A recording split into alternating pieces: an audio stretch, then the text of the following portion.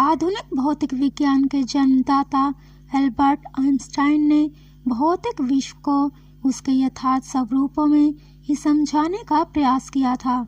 इस संबंध में उन्होंने कहा था कि शब्दों का भाषा को जिस रूप में लिखा या बोला जाता है, मेरी विचार पद्धति में उनकी उस रूप में कोई भूमिका नहीं है। पारंपरिक शब्दों अथवा अन्य चिन्हों के लिए दूसरे चरण में मात्र तब परिश्रम करना चाहिए जब संबंधीकरण का खेल फिर से दोहराया जा सके।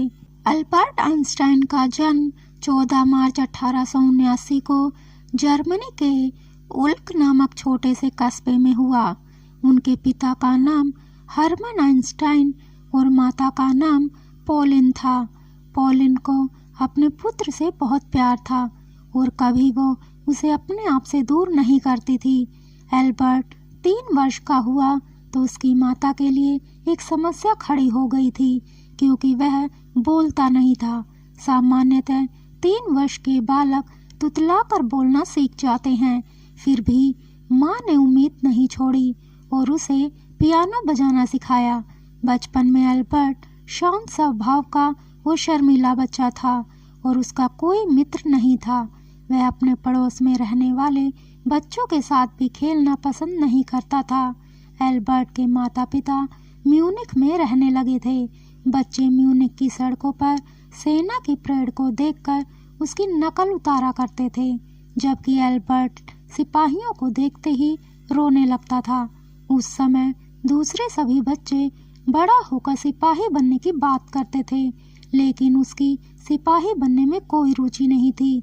अब एल्बर्ट 5 वर्ष का हो गया था और उसके जन्मदिन पर उसके माता पिता ने मैग्नेटिक कैंपस उपहार में दिया, जिसे देखकर वह बहुत प्रसन्न हुआ। जब उस मैग्नेटिक कैंपस की सुई हमेशा उत्तर दिशा की तरफ रहती तो उसके दिमाग में कई प्रश्न आते थे कि ऐसा कैसे और क्यों होता है। एल्बर्ट बचपन से ही पढ़ने लिखने में होशियार था, लेकिन शिक्षकों के साथ उसका तालमेल नहीं बैठता था, क्योंकि वो रटंत विद्या सिखाते थे। एल्बर्ट यहूदी था, जिसके कारण स्कूल में ईसाई लड़के उसे परेशान किया करते थे। इसी वजह से उसके दिमाग में अकेलेपन की भावना आ गई थी। बचपन में उसका सिर्फ एक ही मित्र था, जिसका नाम मैक्स टैमले था, जिससे वह अपने मन की बातें किया करता था और तर्कसंगत प्रश्न करता था। एक दिन एल्बर्ट ने मैक्स से पूछा, यह ब्रह्मांड कैसे काम करता है? इसका उत्तर मैक्स के पास नहीं था। इस तरह बचपन से ही उसका भौतिकी में बहुत रुचि रही थी। एल्बर्ट के चाचा जैकब एक इंजीनियर थे, जिन्होंने एल्बर्ट के मन में गणित के प्रति रुचि दिखाई।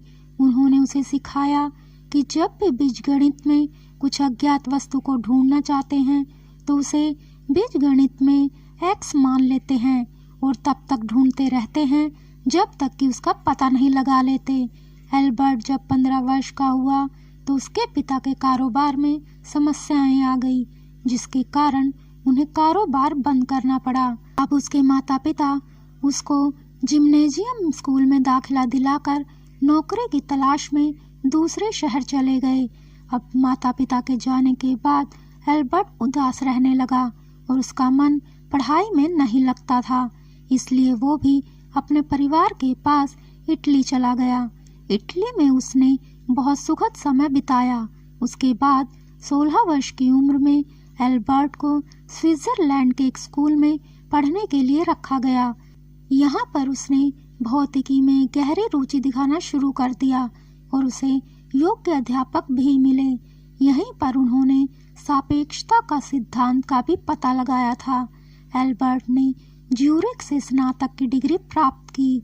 स्नातक की डिग्री लेने के बाद उन्होंने विद्यार्थियों को पढ़ाने के बारे में विचार किया, लेकिन एल्बर्ट के अधिक ज्ञान की वजह से प्रारंभ में उन्हें नौकरी नहीं मिली।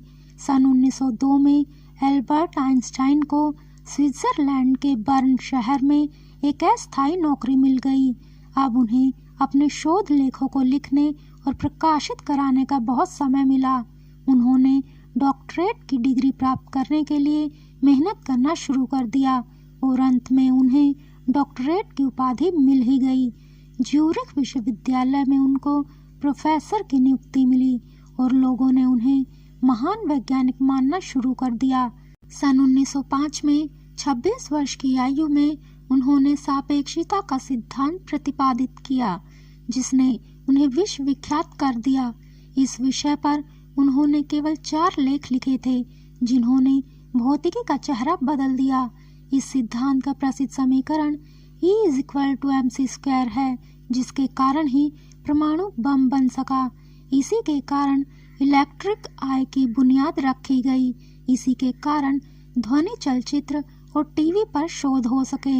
आइंस्टाइन को अपनी इस खोज के लिए विश्व प्रसिद्ध नोबेल पुरस्कार मिला था। सारा संसार आइंस्टाइन की प्रशंसा करने लगा और जगह जगह पर समारोह आयोजित किए जाने लगे।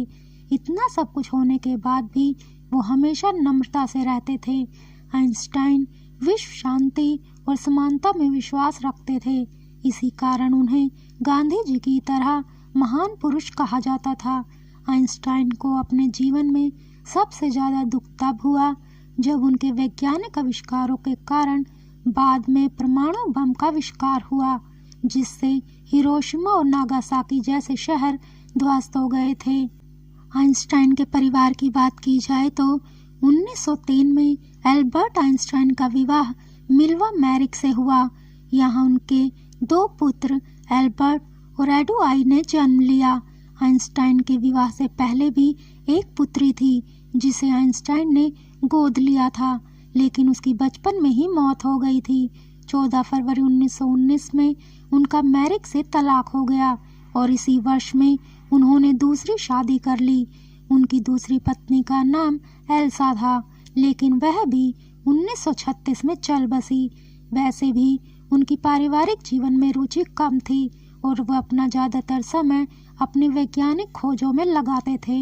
18 अप्रैल 1955 में महान वैज्ञानिक एल्बर्ट आइंस्टाइन की अमेरिका के न्यू जर्सी शहर में मृत्यु हो गई।